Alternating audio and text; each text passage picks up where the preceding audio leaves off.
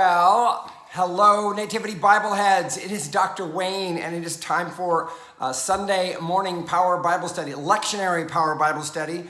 We are in the second Sunday after the Epiphany.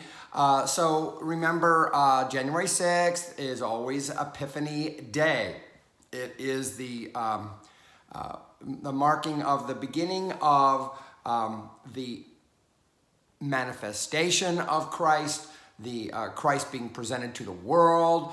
It starts out with the three wise guys from the east who recognize that this Jewish Messiah is indeed the Savior of the world, even though it doesn't really pan out that way as far as they are proleptic, if you will. They show up as knowing more than anybody else knows, but yet still he's unknown. It's like that secret way of saying this is the real truth, but not everybody's gonna know it until the end. So in our Epiphany readings, what we get is Jesus showing himself to the world. And the gospel text for this week will be the John 2, verses 1 to 11, the wedding at Cana, when Jesus turns water to wine. Very important aspect of his manifesting. We'll talk about that. But the other passages, of course, go along with that. We'll have a reading from Isaiah 62, 1 through 5, Psalm 36. In our worship, we're just going to do verses 5 through 10, but I might talk about the whole thing.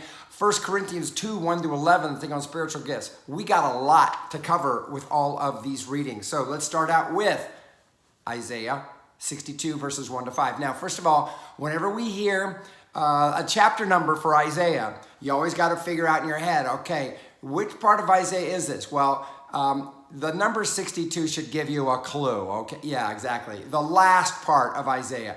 The last part of Isaiah is the part of Isaiah that is talking about the restoration of the taking back of the land. The people are now back, and they're ready to just rev it up big time because they're so happy to have they're not in exile, they're not mourning, they're not anticipating coming back, they're actually there, and then now they want to manifest something wonderful. That's what we get in Isaiah 62, verses 1 through 5. For Zion's sake, I will not keep silent, and for Jerusalem's sake, I will not rest. By the way, this is a classic Hebrew poetry. Remember, anytime we've got these strophic kind of lines, notice how the words kind of say the same thing, but sometimes a little different. It's the basic thing of parallelism. Hebrew poetry is mainly the thing about rhyming doesn't exist in Hebrew, but it does have assonance of thought, if you will. Okay. For Zion's sake, I will not keep silent. For Jerusalem's sake, I will not rest until her vindication shines out like the dawn and her salvation like a burning torch. The nations shall see your vindication and all the kings your glory.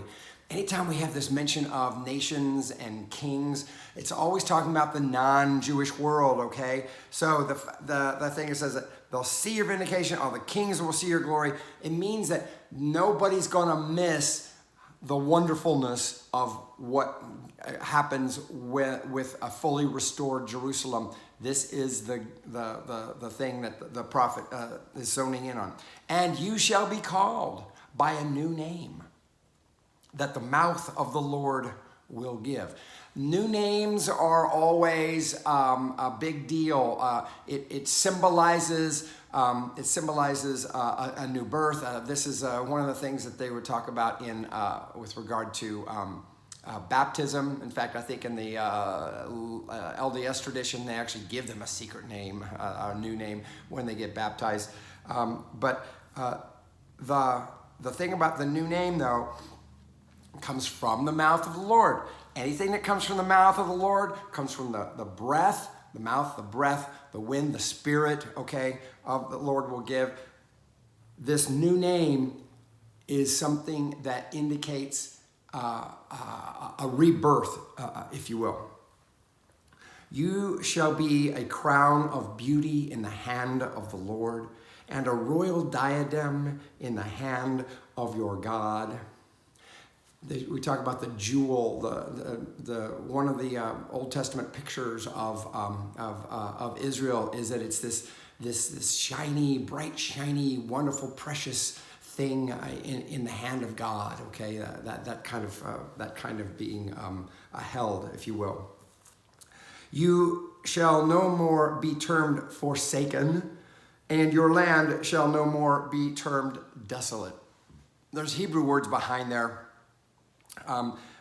Neither one are all that fun to say. Not going to go into those right now. But this is what you were called. Okay, you as a people forsaken. Okay, yeah. When they were in exile, a lot felt as though, yeah, the Lord, our God left us, and now here we are. Well, no more shall you be termed forsaken, and your land shall no more be termed desolate. Okay, so that land that you had been taken off, that had made it desolate, guess what? No more, all right? But you shall be called, my delight is in her. Okay, there's like I can't remember that word. It's like Mizfoeth or something like that.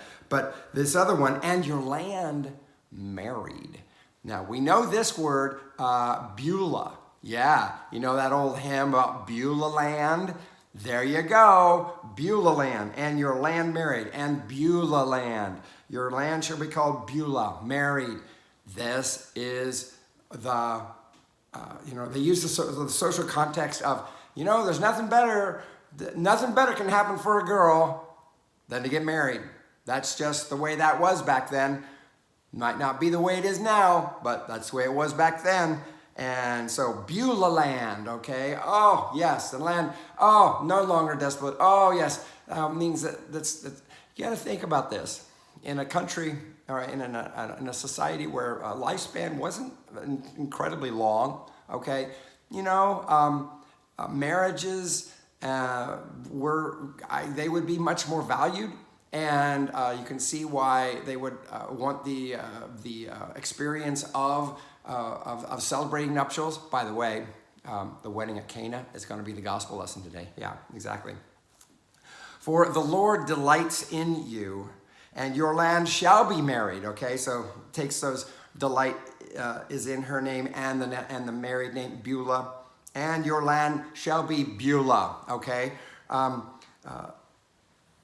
the key here is restoration. Something new, not the old thing, but the new. It's really a lot like our Cana passage, which we'll have later. For as a young man marries a young woman, so shall your builder marry you. Exactly. A little bit, what's that? There's that Greek myth where somebody creates and he falls in love with it. Okay, somebody help me out here, but I can't remember it. But yeah, he falls in love with that thing that he creates. Kind of a little bit like that, huh? And as the bridegroom rejoices over the bride, so shall your God rejoice over you. This imagery of the young husband claiming the bride and all of the that comes from that, that's what we're keying on here. It's similar, not dissimilar to what we see in the book of Revelation with the anticipation of the marriage feast of the Lamb, the idea that what heaven is, the new heaven and new earth, is this big party, this big banquet of excess, of wonderfulness, because it's a celebration of nothing but pure possibility and love. Okay? The psalm, we're moving on. The psalm So I hope you'll see this with the wedding imagery, and when we get to the gospel reading about the wedding at Cana, that's how it all ties in. So Epiphany is the manifestation of God, the showing of God. This is in the Isaiah passage. It specifically is speaking to the people, how the people had thought that God had left them, but no, God had not left them. Guess what? We're back, baby, and better than ever. That's the way that the Lord shows the Lord's self. Okay, verses in Psalm 36. Okay, now we have, you know how sometimes we don't read the whole psalm? Well, this psalm only has 12 verses. Verses 5 to 10 are what we're reading in our worship. But we leave out verses 1 through 4 and verses 11 and 12 because of the fact that it really is the whole thing is a personal lament, okay? The whole psalm from beginning to end is a personal lament. But we concentrate on the positive expressions in our public worship, and that's what verses 5 through 10 are. But I want us to read the 1 through 4 and the 11 to 12 just so we get a sense of what the whole psalm is about, right? Verse 1, there is a voice of rebellion deep in the heart of the wicked. There is no fear of God before his eyes. He flatters himself in his own eyes that his hateful sin will not be found out. The words of his mouth are wicked and deceitful. He has left off acting wisely and doing good. He thinks up wickedness upon his bed and has set himself in no good way. He does not abhor that which is evil. Okay, this is a natural expression of somebody who is scheming or trying to figure out what is it like to be the wicked. Oh, the wicked, describing the wicked, right? But now, your love, this is the public portion, the public worship portion. Your love, O Lord, reaches to the heavens, and your faithfulness to the clouds. Your righteousness is like the strong mountains, your justice like the great deep. You save both man and beast, O Lord. How priceless is your love, O God. Your people take refuge under the shadow of your wings. They feast upon the abundance of your house. You give them drink from the river of your delights. For with you is the well of life, and in your light we see light. Continue your loving kindness to those who know you, and your favor to those who are true of heart. That ends the public portion, and then it finishes, let not the foot of the proud come near me, nor the hand of the wicked push me aside. See how they have fallen, those who work wickedness. They are cast down and shall not be able to rise. It's very much a personal expression of contrast. This is just the way the human heart works, and this is what the psalm celebrates.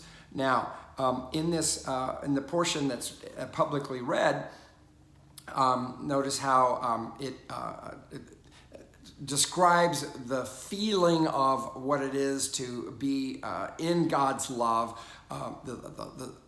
with the use of metaphors and similes. The strong mountains, faithfulness is to the clouds, justice, what? It reaches like the great deep. The great deep is like the eternal nothingness out there, not nothingness, but the tahom, okay? Justice like that is like, it's just like never ending. It's just like always churning, always churning, always churning. You save both man and beast. To say you save both man and beast, by the way, that's that verse 6 that gives hope to, when you're a little kid and your pet dies and then you're told that your loving pet died and has gone off to the happy hunting grounds, or will you see your pets in heaven and all that. This is where people like to go when they're looking for a little scriptural evidence. You save both man and beast, oh Lord. Yeah, see, this is just to say, I believe that just as beast isn't saved because of their goodness or badness, neither is man. We're not saved because of our goodness or badness. It's all grace, okay? That's what I think it's saying. Although, if you want to go with that so that you'll see little Fluffy in heaven, go right along with it. How priceless is your love, O God. Your people take refuge under the shadow of your wings. That expression is obviously building on a metaphor of, like God as a bird. Not unusual. We've seen God as this hen, this mother hen, that picture. These metaphors are ubiquitous in Scripture. And when we are trying to express the feeling of grace, sometimes we just reach wherever and grab whatever we can to try to express it. They feast upon the abundance of your house. You give them drink from the river of your delights. Remember, the temple was a place of people would take their animals for sacrifice. Yes, a portion of it would go to the priest because that's basically his salary. Yes, it would be cooked, if you will. And yes, they did eat.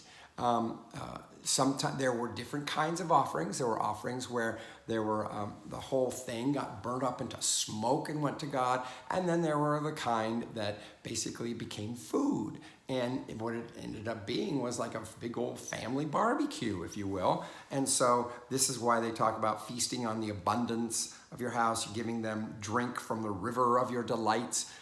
This is one of the things that would happen in the temple, was these kinds of family feastings, okay? For with you is the well of life, and in your light we see light. Continue your loving kindness to those who know you, and your favor to those who are true of heart. So anyway, whenever we see that passage, that phrase, loving kindness, by the way, it was also back in verse 5, it didn't get translated as such, but that Hebrew word chesed is a very key word in describing the covenant love of God. Sometimes we see the word loving kindness, sometimes we see covenant love. It means solidarity, God's solidarity with us. It gets translated a lot of different ways, but chesed, very key word in terms of describing God's solidarity with us, where there is no breaking, there's no such thing as even the possibility of breakage. Solidarity, loving kindness, covenant love. That is what our psalmist is referring to. So this reference to the feast, drinking from the river of your delights, this is part of why we would see there was a tie-in with the wedding at Cana, right? Because what is a wedding? It's a celebration, and it's a big party, it's a big feast, big festival, a lot of drinking and all of that. And that is why we have this tied in with our theme of Epiphany. Now, let us move on. We are going on to 1 Corinthians chapter 12. Now, we're going to get a lot of 1 Corinthians. In fact, 1st and 2nd Corinthians, we get that every year, by the way, in the Epiphany cycle of readings. And this year, we're going to get some pretty continuous type stuff here. This is that section where, remember, Paul is dealing with a church that is experiencing disruption. Some people, are expressing their gifts, if you will, in a way which is not edifying. And so Paul has to put the kibosh on, okay, let's just make sure we're all on the same page here. So we're going to start out this section of Corinthians. And like I said, we're going to be reading from it for the next few Sundays, several Sundays. But here, chapter 11 of 1 Corinthians, verses 1 through 11. Now, concerning spiritual gifts, brothers and sisters, I do not want you to be uninformed. Another word for uninformed is ignorant, by the way. We treat ignorant as a bad word, but it just means uninformed. You just haven't got the information yet, okay? Now, concerning spiritual gifts, brothers and sisters, I do not want you to be ignorant. You know that when you were pagans, you were enticed and led astray to idols that could not speak. So this is Paul's way of saying that are giving us a clue that the church wasn't mostly Jews. A lot of times the churches he wrote to, they may or may not have been like Jewish Christians, or they were Gentile Christians. These are obviously Gentile Christian, non-Jewish Christians, right? You were enticed, let us read. So so it's like, in the past, you've shown yourselves to be easily led astray, shall we say, okay? Therefore, I want you to understand that no one speaking by the Spirit of God ever says, let Jesus be cursed. And no one can say Jesus is Lord except by the Holy Spirit. Okay, it's very possible that Paul is dealing with one of the earliest Christological heresies that we know of, and that is in the Gnostic way of thinking. There was a strain of thought out there that held that matter was bad, okay? To have a body was bad because matter was inherently evil. And there were many pagan religions that celebrated this fact. And what you should attain to would be the Spirit. Oh, the Spirit. And it's very possible that some thought that there's no way Jesus could have had a real body because matter is evil. Therefore, if Jesus had matter, then he would be evil, and he wasn't. So he couldn't have actually had a real body. This is like I said, one of the earliest Christological heresies that were out there. And it's very possible that this thing that he's saying, that how could a person say, let Jesus be cursed? Well, it could be speaking of the material body, which was believed to be evil, and therefore it's very possible that's what he's saying. Or maybe he's just making something up that doesn't exist. We're not for sure, but he's trying to draw a demarcation between what it means to be filled with the Spirit of God and truth, as opposed to, not that, okay? What we say when we are, when we're full of the true Spirit, there's nothing bad can come of it, is what Paul is trying to say.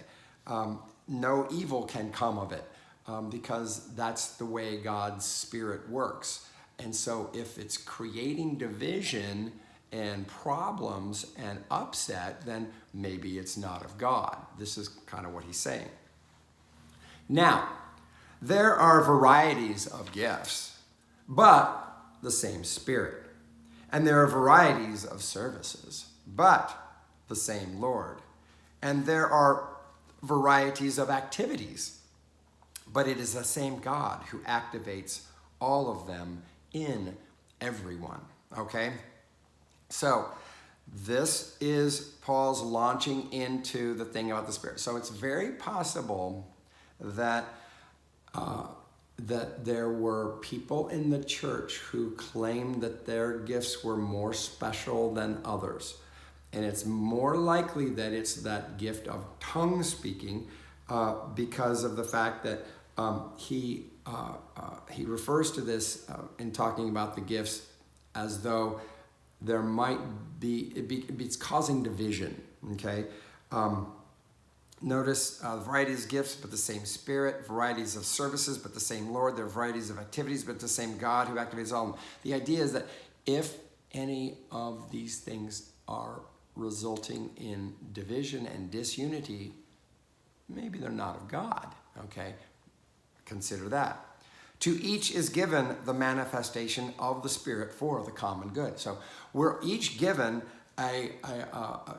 we show the Spirit in a certain way. So here's that word manifestation. That's the same word for Epiphany. Okay, remember, this is the second Sunday after the Epiphany, in the season of Epiphany.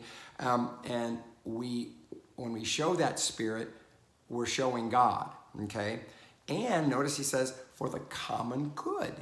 Again, if that gift is leading to division and leading to put down and what have you, it's not the common good. it's bad, okay? And now he's going to go through a laundry list of things here. Look, to one is given through the Spirit the utterance of wisdom, and to another the utterance of knowledge according to the same Spirit, to another faith by the same Spirit, to another gifts of healing by the one Spirit, to another the working of miracles, to another prophecy, to another the discernment of spirits, to another various kinds of tongues, to another the interpretation of tongues, okay? This isn't intended to be an all-inclusive list of gifts of the Spirit, okay? No. So many traditions try to treat this as some authoritative, finalized, like, oh, this is the list of, and you got to find out which one of these is yours. I don't like those exercises because I think it tries to force us into a thing that it's not like well, this doesn't really fit. Like we're trying to wear somebody else's shoes, you know. Paul is trying to combat divisiveness when people are arguing over, when the gifts cause division, okay? He's trying to argue against for that. It's like, if it's causing division, that maybe it's not as good as you think, all right? I'm not going to go into what all of these different kinds of things are, but I think you kind of get the idea, right? That maybe none of these like totally fits for you, but maybe it does. You know, that's fine. But notice how at the very end, that's when he mentions various kinds of tongues, and to another, the interpretation of tongues. This is what glossolalia, okay, this tongue speaking. It was controversial in the early church because it wasn't something that was specifically Christian. It existed outside of Christianity, and now it was exercised by people who were Christians, and some people are uncomfortable with it. Some people don't. I've been around it. Maybe you've been around it. It doesn't always. It's kind of like a little bit like, what? This is kind of weird. But Paul is trying to create order out of chaos. Remember, if people who are exercising this spiritual gift, you know, claim to be somehow, you know, are kind of a bit more puffed up and think that they're more important, then this is where he's trying to chop them down to size, if you will. To another, the interpretation of tongues. Notice that Paul is very clear about the fact that the interpretation is important for the edification of everybody else. That's one of the reasons why this gift was so controversial, is because there was a feeling that it was something just done for your own pleasure, if you will, or your own benefit, but nobody else can benefit from it unless there is an interpretation. And Paul's emphasis is on that which edifies the whole, the WHOLE, whole. All these are activated by one and the same Spirit, who allots to each one individually just as the Spirit chooses. Okay. So the Spirit is the one at work. Paul is trying to emphasize that it is not something that we can take pride in. It's nothing that we can say, oh, well, looky here, this is my gift, and that sets me above. And too bad for you, you don't have, well, guess what? That's not being a part of the community of faith. That's just another, somebody just wearing a little badge of honor. So how this fits in with Epiphany is manifestation of the Spirit, okay? Just demonstrating the Spirit. And so I would take this as an opportunity I would look at this and ask myself, okay, am I using that gift? Am I manifesting God in what the Spirit has given me in that realm? Being aware of that gift and using it is the best expression of it, especially if it's not something that's causing division, especially if it's not something that is causing people consternation and pissing people off, okay? That's not what this is supposed to be about. All right. And usually when we're pissing people off, what that means is we're not being faithful to the spirit of the gift as it was given to us. Okay? All right. We're moving on to John chapter 2, verses 1 to 11. Yeah, I know this is the year of Luke, but we can't get this Cana passage anywhere else but the Gospel of John. So we steal from John a chapter here for Epiphany.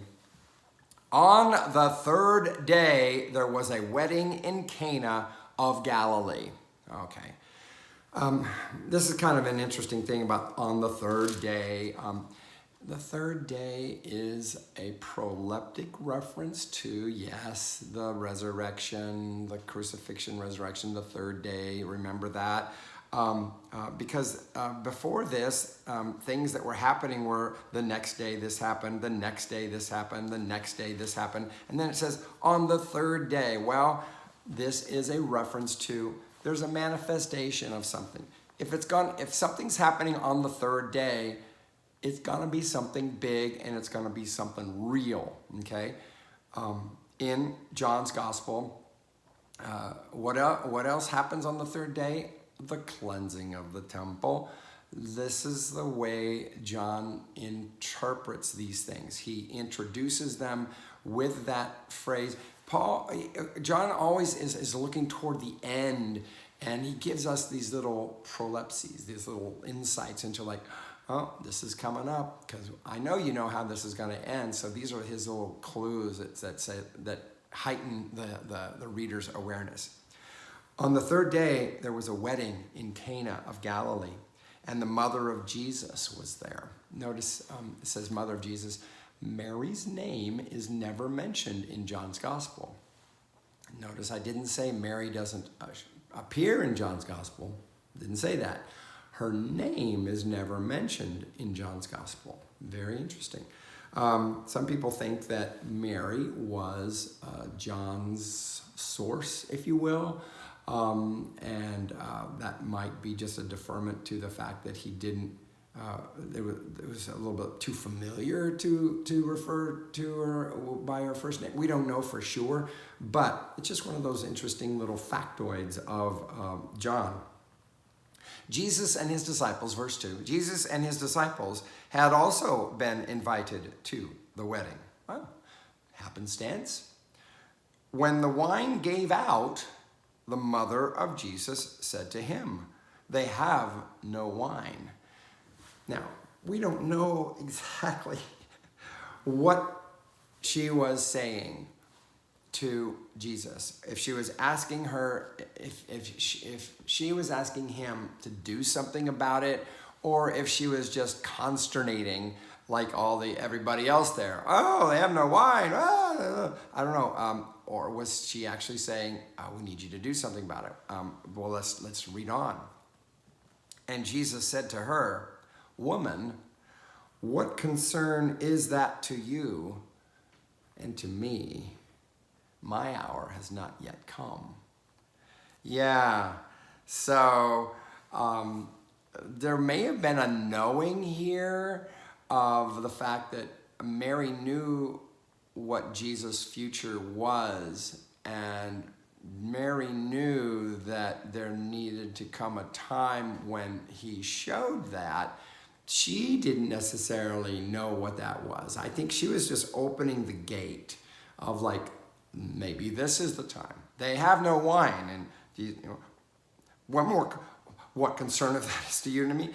I believe this is the natural way you would see a man who is ready to launch out. I don't think he's disrespecting his mother. I believe that he is honoring his future. and what it is that he is, his hour has not yet come. So it's like, I believe that Jesus is saying that, you know what, this might be the time for something, but not everything, okay? His mother said to the servants, do whatever he tells you. You're going to need help with this, all right? Now, standing there were 6 stone water jars for the Jewish rites of purification, each holding 20 or 30 gallons. I've seen these things. These things are huge. They are heavy. They cannot, even if they're empty, they can't be handled by one person. 6 of them, okay? I remember seeing these in my trip to the Holy Land, and they're huge. It's like, what? How could, what? Anyway, Jesus said to them, fill the jars with water. So apparently these things were empty, right? It doesn't say that they were empty. It just says that there were 6 stone jars there. They were used for the mikvah, okay, the Jewish rites of purification. Fill the jars with water. And they filled them up to the brim. Remember, Mary had said, do whatever he tells you. And so he tells them, fill the jars with water. And they filled them. He said to them, now draw some out and take it to the chief steward. So if you're going to take it to the chief steward, you're basically saying it's not water anymore. The steward is the wine steward, and he's the one to say like, oh yeah, this is good. This is going out there. Okay, so they took it. When the steward tasted the water that had become wine, notice that there's no description of water changing to wine. There's only the experience of the steward, and this is the way Luke did it. When Luke would make his descriptions, especially the baptism, of the crucifixion, of the resurrection, those kinds of things, we're never given a description of the event. We're just given a description of people's reactions and people's responses around events. We don't actually get the event narrated. All he did is say, pour it, fill the jars with water, draw some out, take it to the steward. And when the steward tasted the water that had become wine and did not know where it came from, though the servants who had drawn the water knew because it came from the water jars, the steward called the bridegroom and said to him, okay, the bridegroom, that's the husband, okay, everyone serves the good wine first and then the inferior wine after the guests have become drunk. But you have kept the good wine until now. So, talking to the bridegroom, remember, in the big picture of Israel, God and Israel, God is the bridegroom, right? And Israel is the bride, right? And so this thing that the bridegroom says, everyone serves the good wine first and then the inferior wine after the guests have become drunk, but you have kept, he called the bridegroom and said to the bridegroom, okay, this is the words, the steward called the bridegroom and said to him. I want to make sure we're getting this right. The steward is saying that. The steward is the one who understands the symbolic nature of the event. Notice that Jesus is not, made the hero of the party, okay? This is all about the meaning of the event, okay? It's the steward who says this. Everyone serves the good wine first, and then the inferior wine after the guests have become drunk, but you have kept the good wine until now.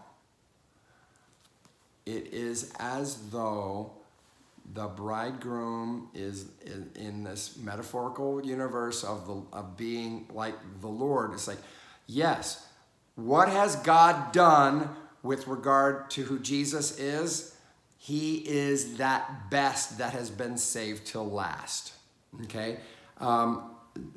God's plan was always to bring Jesus forth for the manifestation of his love, of his salvation, of his gift of life, eternal life, not taking advantage of the fact that we're just too looped to even tell what's good and what's not. Well, what this is telling us is that in Jesus, we experience the best of God, despite the fact that we might not be able to tell. The steward can tell, okay? The steward, those with discriminating taste can tell, and that's what we get with this manifestation. That's why we need people to educate us about, okay, well, this is Christ. This is actually Christ coming. This is, you know how people in life try to point to circumstances and say, well, that's just another sign of things are going downhill. Well, guess what? Listen to the wine steward. The wine steward knows that we're already a little bit looped.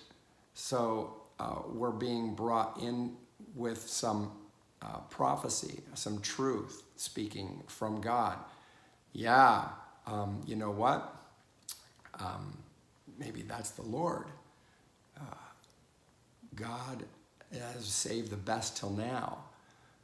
And you might be a little bit too looped to get that. I think this is a great lesson. But you have kept the good wine until now. That's what God has done. God has kept the good wine until now. Jesus did this, the first of his signs, in Cana of Galilee, and revealed his glory, and his disciples believed in him. That's the end of that lesson. Now, notice they're not called miracles. They are always called signs in John, and the other Gospels are called magnificent deeds, that kind of thing. But here, it is the first of the signs. It revealed his glory. Yeah, that's not. They don't reveal his glory, which is to say that's what makes it an Epiphany text. Okay, they revealed his glory, but not the total glory, not the total, because it's clear that it's not until he is raised up, on the cross, that the total thing is seen. And his disciples believed in him.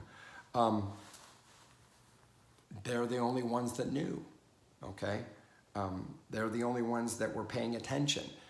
Nobody else notices this. This was a thing for his disciples to get them in, to get them committed. It wasn't for the whole world, and that's one of the reasons why we have it as the first one. It's not intended to be the complete one, just something that draws the disciples into an understanding of who Jesus is, so that they'll want to stay with him, and they do. And that's how he can then launch his ministry with the disciples, because they're drawn in, because they see this truth that the wine steward is saying, that, oh, you saved the best till last, and this is the best, and they stick with him. So this is John's specific kind of a message.